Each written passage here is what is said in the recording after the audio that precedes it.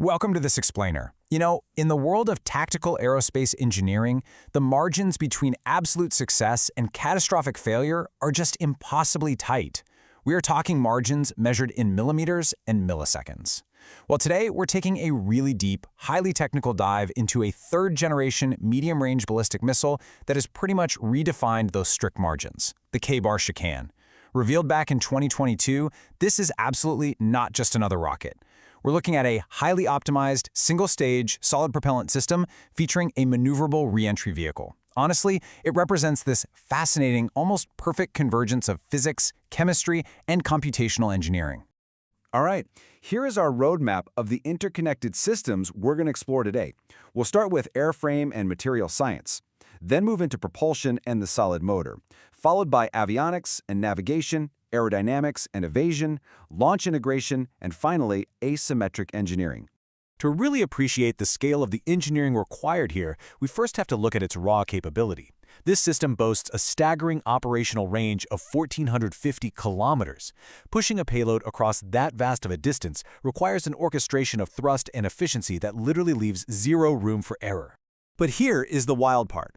Despite traveling that incredible distance, the entire single-stage system is remarkably compact. We're talking an estimated 10.5 meters in length and weighing just under 5,000 kilograms.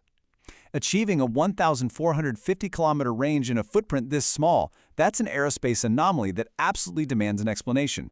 And it accomplishes all of this while hitting terminal hypersonic speeds exceeding Mach 8. Think about that for a second. Hitting a target at 8 times the speed of sound makes this a true marvel of modern physics. So how exactly did engineers build a system that is this compact, this far-reaching, and this insanely fast? Let's get into the blueprints. Section 1. Airframe and Material Science, Solving Weight Limits. Let's see how engineers bypass the severe range limitations that always plagued older systems. The ones relying on heavy steel or aluminum motor casings.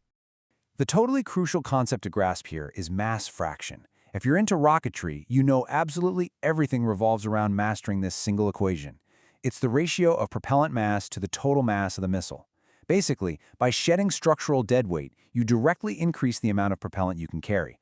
The higher your mass fraction, the further your system can travel. To solve this equation, the Kheibar Shekan utilizes an advanced carbon fiber reinforced polymer, or CSRP, for its motor casing. This composite winding process is incredibly strong, but is astonishingly light. By utilizing this woven carbon fiber architecture, engineers shed enough structural mass from the casing itself to vastly increase the propellant load. They effectively maximize the fuel tank without ever increasing the missile's overall footprint. It's a perfectly optimized mass fraction equation. Moving on to Section 2, Propulsion and Solid Motor, Controlling Thrust. Now that we understand that lightweight casing, let's look at the power plant sitting inside it, specifically focusing on its highly optimized solid propellant system. The missile utilizes a seriously potent composite chemical cocktail. Because there are no liquid fuel pumps, the chemistry has to be perfect from the exact moment of ignition. It blends an HTPB binder to hold everything together, mixes that with highly reactive aluminum powder to generate intense thermal energy, and then uses ammonium perchlorate as the oxidizer to ensure it burns fiercely even as it leaves the atmosphere. Now this brings us to one of my absolute favorite engineering tricks in solid rocketry. Because solid motors can't be dynamically throttled or turned off like liquid engines can, engineers actually have to build the throttle directly into the shape of the fuel itself. By casting the hollow core of the fuel, which we call the grain, into a complex fin and cylinder or star shape rather than just a simple circle, they dictate the burn rate. This specific geometry provides a massive initial surface area for maximum liftoff thrust, but then it smoothly tapers off as the missile accelerates into the thickest parts of the atmosphere. This brilliantly reduces the dynamic pressure, or max Q, on that lightweight airframe we just talked about. Section 3. Avionics and Navigation, focusing on electronic warfare resilience. Raw power is great, but getting off the pad is just the beginning. Hitting a specific target 1,450 kilometers away requires an incredibly robust mid-course navigation suite. So, the real hurdle is how this system survives in a heavily jammed electronic warfare environment. While it definitely integrates satellite navigation systems like GNSS or GLONASS for updates, we all know those signals can be blocked or spoofed. To overcome this, the missile relies on a strapped-down inertial navigation system, utilizing highly precise ring laser or fiber optic gyroscopes. These sensors internally calculate rotational and linear acceleration with breathtaking precision. Basically, it knows exactly where it is in 3D space, completely independent of the outside world, even if every single satellite update gets jammed. And this internal navigational autonomy brings its circular error probable, which is the radius within which a strike is mathematically guaranteed, down to an incredibly precise margin. It is reportedly under 50 meters. For a medium-range ballistic system moving at these speeds, that is exceptionally accurate. Next up, Section 4, Aerodynamics Evasion, breaking the mathematical model. The most critical engineering feat of all happens in the cold vacuum of space, right where the motor burns out, separates, and the terminal phase begins. Here is the defining problem of modern missile warfare. Traditional ballistic warheads follow highly predictable, mathematically solvable parabolic arcs. Modern defense radars can just calculate this arc and send interceptors right up to meet them. So how does this specific system survive the plunge back to Earth when defenses know exactly where a normal ballistic object should be? The answer? A maneuverable re-entry vehicle, or MARV. This is not a static warhead. It has small aerodynamic control fins right at its base. As atmospheric density increases during re-entry, the onboard computer uses these fins to generate lift and drag, executing violent, high-G evasive maneuvers. We're talking pull-up glides or rapid corkscrews. By constantly altering its vector on the way down, it renders the predictive algorithms of modern defense systems completely useless. It's consciously sacrificing some of its kinetic energy to guarantee it penetrates the defense shield. Now, to even survive atmospheric re-entry while maneuvering at hypersonic speeds exceeding Mach 8, the MARV features a highly specialized triconic aerodynamic design.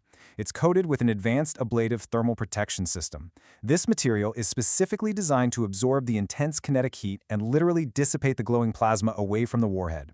This ensures the sensitive avionics inside aren't totally melted before it ever reaches the target. Section 5. Launch integration, tactical deployment, and survivability. Let's look at systems integration on the ground. Because, let's be real, a sophisticated, hypersonic, maneuverable missile is entirely useless if it's easily spotted and destroyed before it ever leaves the launch pad. Because the Kheibar Shekan uses solid fuel, it doesn't require the hours of dangerous, highly visible pre-launch liquid fueling that older systems do. Instead, crews utilize a highly camouflaged heavy-duty mobile transporter erector launcher, or TEL. This enables a true quick reaction alert protocol. The vehicle can roll out from a hidden location, erect a missile, launch it, and immediately relocate in a matter of minutes. This shoot-and-scoot capability makes it incredibly difficult for aerial surveillance to track or for counter-battery fire to destroy.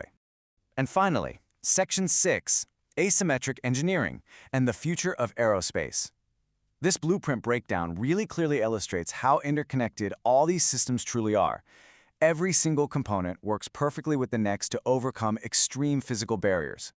By seamlessly combining composite structural materials to perfect the mass fraction, utilizing optimized solid propellant mechanics to control dynamic pressure, employing autonomous navigation to defeat electronic warfare, and introducing hypersonic aerodynamic evasion to break mathematical interception models, engineers have created a highly survivable precision strike asset. It is a masterclass that highlights the rapid, almost staggering evolution of tactical aerospace technology today. These highly precise engineering principles govern not just tactical systems like the Kheibar Shekan, but honestly, the future of all spaceflight and supersonic travel. Understanding how we push materials and physics to these absolute, extreme limits leaves us to wonder, which of these complex, tightly wound systems will see the next massive technological breakthrough? Is it going to be the chemistry of propulsion, the fluid dynamics of high-speed aerodynamics, or the localized computing power of the avionics? Think about it, and keep engineering the future.